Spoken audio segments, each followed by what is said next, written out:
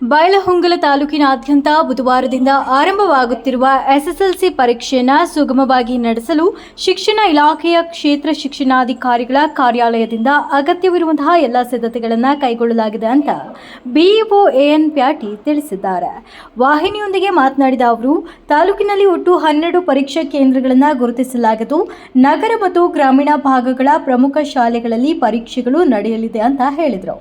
ನಗರದ ಪುರಸಭೆಯ ಶೂರಸಂಗೊಳ್ಳಿ ರಾಯಣ್ಣ ಪ್ರೌಢಶಾಲೆ, ಕಿತ್ತೂರು ರಾಣಿ ಚೆನ್ನಮ್ಮ ಆಂಗ್ಲ ಮಾಧ್ಯಮ ಶಾಲೆ, ಶ್ರೀ ನೀಲಕಂಠೇಶ್ವರ ವಿದ್ಯಾವರ್ಧಕ ಸಂಸ್ಥೆ, ಸರ್ಕಾರಿ ಪದವಿ ಪೂರ್ವ ಕಾಲೇಜು ಮತ್ತು ಬೈಲವಾಡದ ಆಕ್ಸ್ಫರ್ಡ್ ಆಂಗ್ಲ ಮಾಧ್ಯಮ ಶಾಲೆ, ನೇಸರಿಗೆಯಲ್ಲಿ 2, ಸಂಪಂಗಾವ 2, ಬೆಳವಡಿ 2 ಹಾಗೂ ದೊಡವಾಡ ಸೇರಿದಂತೆ ವಿವಿಧ 12 ಕೇಂದ್ರಗಳಲ್ಲಿ ಪರೀಕ್ಷೆ ನಡೆಯಲಿದೆ ಅಂತ ವಿವರಿಸಿದರು. ಈ ಬಾರಿ ಸುಮಾರು 4276 ವಿದ್ಯಾರ್ಥಿಗಳು ಪರೀಕ್ಷೆಗೆ ಹಾಜರಾಗಲಿದ್ದು, ಪರೀಕ್ಷೆಯ ನಿಷ್ಪಕ್ಷಪಾತ ಮತ್ತು ಪಾರದರ್ಶಕ ನಿರ್ವಹಣೆಗೆ ವಿಶೇಷ ಕ್ರಮಗಳನ್ನು ಕೈಗೊಳ್ಳಲಾಗಿದೆ.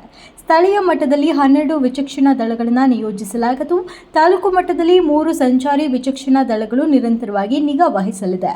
ಇದಲ್ಲದೆ ಸಿಸಿ ಕ್ಯಾಮೆರಾ, ವೆಬ್ ಕ್ಯಾಸ್ಟಿಂಗ್ ವ್ಯವಸ್ಥೆಯನ್ನು ಅಳವಡಿಸಿ ಪರೀಕ್ಷಾ ಪ್ರಕ್ರಿಯೆಯ ಮೇಲ್ವಿಚಾರಣೆಯನ್ನು ಮತ್ತಷ್ಟು ಬಲಪಡಿಸಲಾಗಿದೆ.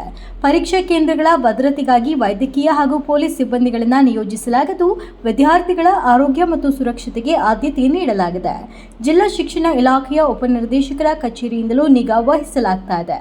ಜಿಲ್ಲಾಧಿಕಾರಿಗಳ ಆದೇಶದಂತೆ ಪರೀಕ್ಷಾ ಕೇಂದ್ರಗಳ ಸುತ್ತಮುತ್ತ 200 ಮೀಟರ್ ವ್ಯಾಪ್ತಿಯಲ್ಲಿ ಜೆರಾಕ್ಸ್ ಅಂಗಡಿಗಳು, ಇತರ ವ್ಯವಹಾರಗಳನ್ನು ತಾತ್ಕಾಲಿಕವಾಗಿ ಬಂದ್ ಮಾಡಲು ಸೂಚನೆ ನೀಡಲಾಗಿದ್ದು, ನಕಲು ತಡೆಯುವ ನಿಟ್ಟಿನಲ್ಲಿ 144 ಕಲಂ ಜಾರಿಗೆ ತರಲಾಗಿದೆ.